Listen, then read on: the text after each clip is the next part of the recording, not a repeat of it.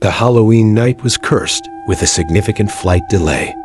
Most passengers had been reseated on other flights, leaving just a handful of us behind.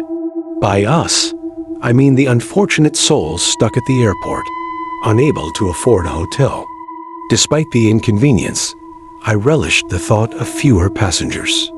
Once on board, I chose a secluded corner seat in the front, away from the clustered few who seemed to know each other. Originally a daytime flight, the delay plunged us into an overnight ordeal. I missed the daytime view, forcing me to focus on the cabin's claustrophobic interior.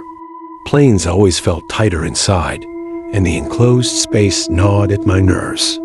As I was about to pull out my phone, a flight attendant approached me, asking if I wouldn't mind sitting with the other passengers.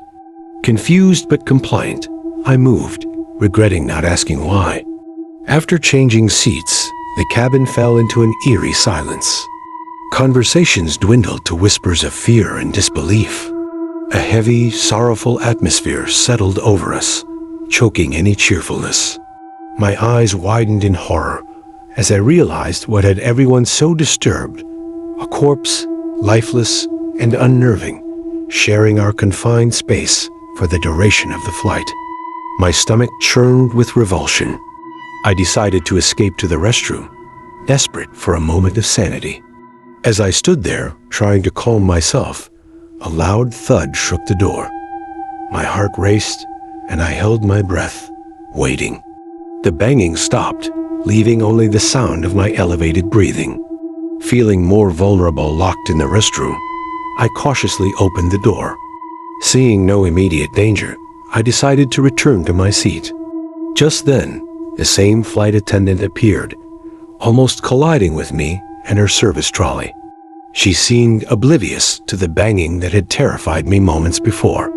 Her stare was unnerving, like she suspected me of something.